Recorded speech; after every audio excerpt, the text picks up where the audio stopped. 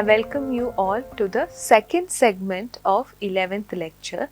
In the last video or the last segment, we looked at the international conferences that sort of discuss the competing interest of capital exporting countries and capital importing countries. So in this segment, we will look at how the competing interests were addressed in the context of UN conferences. So basically the same trend continued in the context of United Nations also, the conferences that happen under the United Nations. In fact, United Nations had established United Nations Conference on Trade and Development. UNCTAD was also established. We could see a group of developing countries, a collective of developing countries identified as group of 77 started using United Nations as a platform to advance their propositions with regard to foreign investment.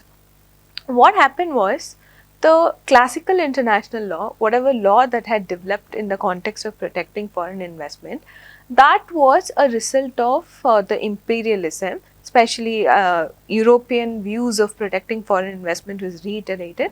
US also supported it. We discussed all of this in the previous videos.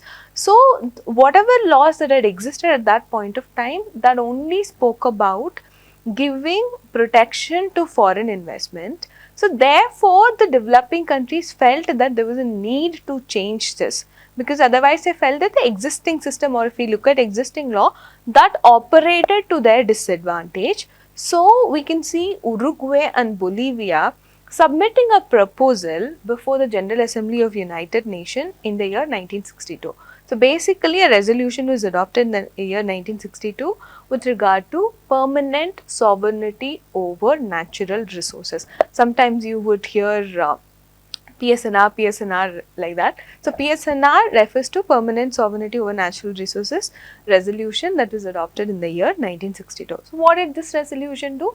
This resolution reiterated the inalienable right of the states to dispose of their natural wealth in accordance with their national interest.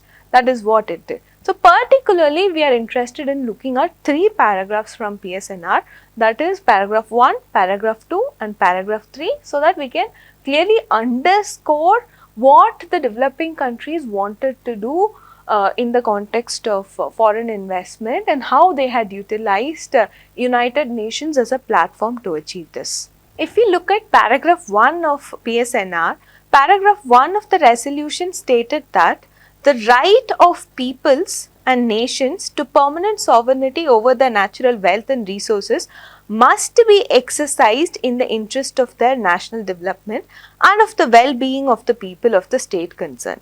And if we go to paragraph 2 also states that the exploration, development and disposition of such resources as well as the import of foreign capital required for these purposes should be in conformity with the rules and conditions which the peoples and nations freely consider to be necessary or desirable with regard to authorization, restriction or prohibition of such activities.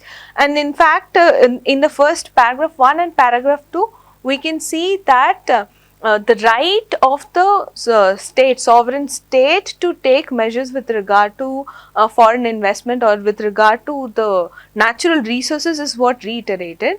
The most important part of this particular resolution, at least in my opinion, is paragraph 4, because when a host state exercises its sovereign right, what we see here is compensation had to be paid.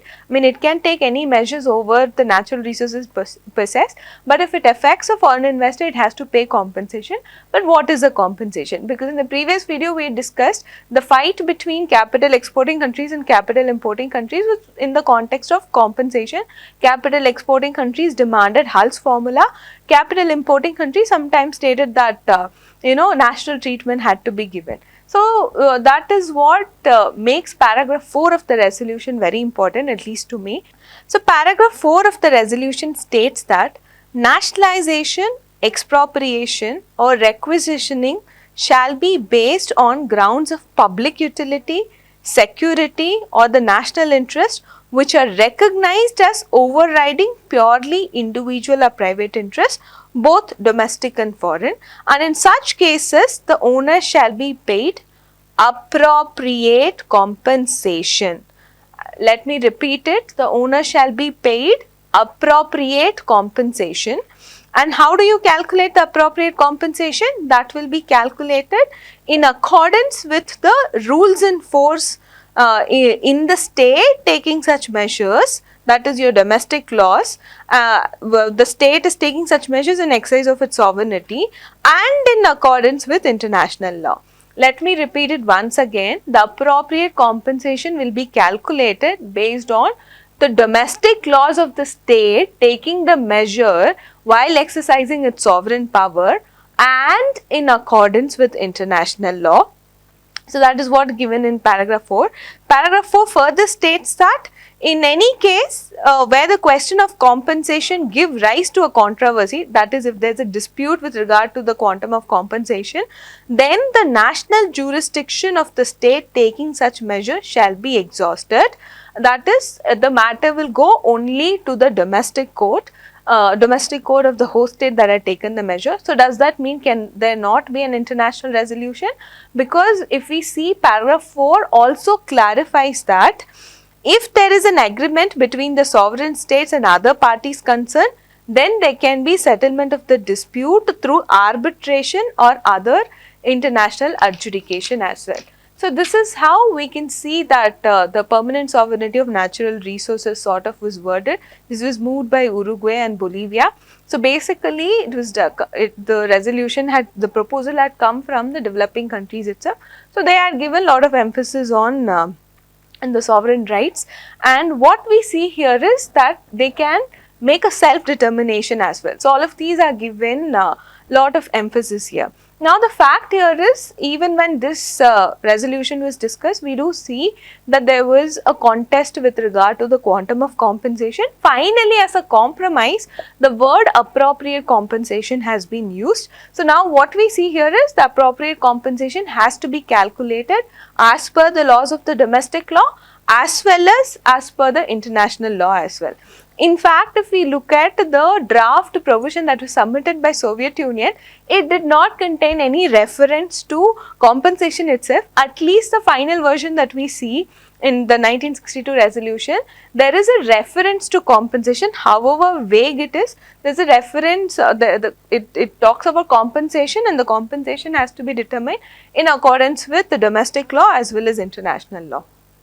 So what we see here is paragraph 7 of this particular resolution also states that any violation of the permanent sovereignty over natural resources principle would also, would mean that they are not respecting the spirit of the United Nations Charter, and that it will also pose a danger to the international economic cooperation and international peace as well. So that is mentioned in paragraph 7 of PSNR. If we look at the negotiating history also, see there's been lot of emphasis on sovereign rights. If you read the resolution, you will know there's emphasis on sovereign rights. There's an overt link to the association of